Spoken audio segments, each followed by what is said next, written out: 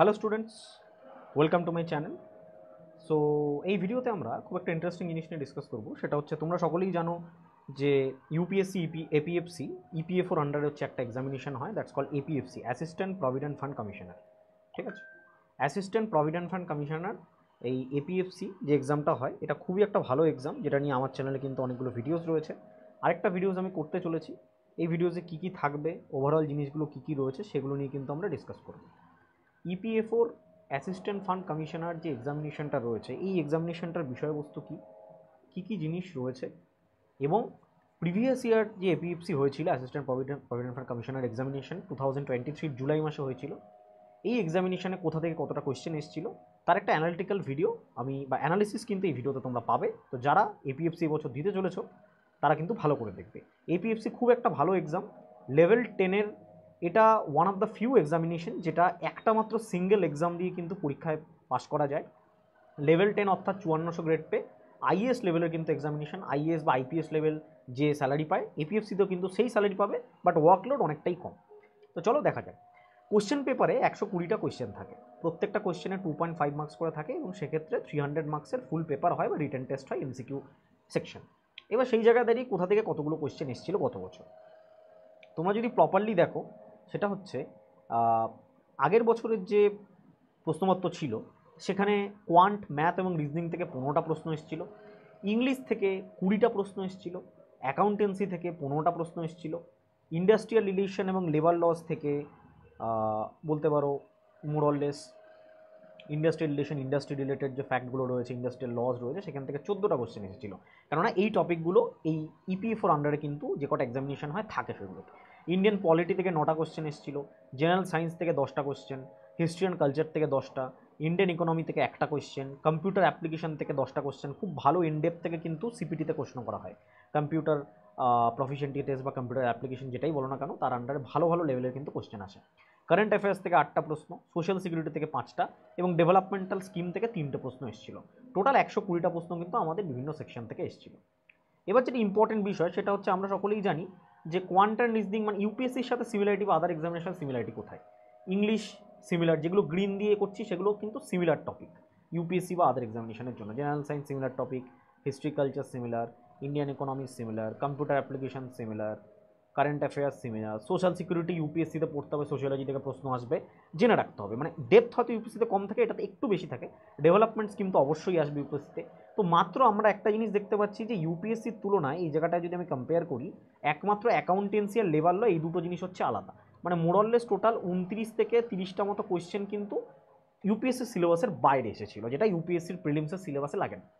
তো এখান থেকে সিস্টেম্যাটিক্যালি কী বোঝা গেল, যে তোমরা ইপিএফওর যদি এপিএফসির প্রিপারেশন নাও, এটা এপিএফসি আরেকটাও এক্সামিনেশন আসতে চলেছে, এও এবং ইও, এটার সাথে কিন্তু তোমরা ইউপিএসসিরও ভালো করে প্রিপারেশন নিতে পারবে প্রপারলি সাইড বাই সাইড। শুধুমাত্র এই দুটো টপিক এবং আরও দু একটা টপিক আছে যেগুলো এক্সট্রা তোমাকে পড়তে হবে। ক্লিয়ার?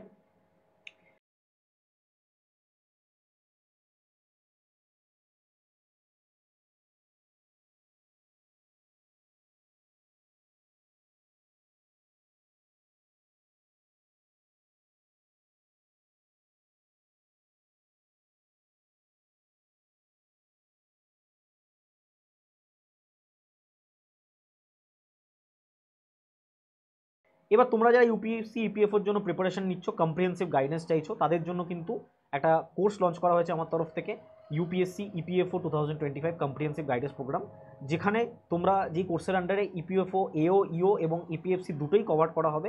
ওভারঅল গাইডেন্স পাবে আপকামিং ইউপিএফ এক্সামের জন্য, প্রপার গাইডেন্স ও স্টাডি ম্যাটেরিয়াল পাবে, কিউরেটেড 100টা ক্লাস পাবে, 30টারও বেশি ফুল লেন্থ মক পাবে, লাইভ এবং রেকর্ডেড ক্লাস পাবে, labour law, general accounting principal, industrial relation, social security, computer application, এই সাবজেক্টগুলো ইউনিক রয়েছে এক্সামিনেশনে, সেগুলোর জন্য আলাদা গাইডেন্স পাবে, specialised guidance for quantitative aptitude, logical reasoning and reading comprehension, যেটাতে তোমার সিস্যাটও কভার আপ হয়ে যাবে, ইউপিএসসিও তোমার কভার আপ হয়ে যাবে। যদি ভাবছো ইউপিএসসি এবছর প্রিলিমস দিচ্ছ, সামনের বছর দিচ্ছ, সেটাও কিন্তু ইজিলি তোমার কভার আপ হয়ে যাবে প্রিলিমসের পুরোপুরি সিলেবাসটা।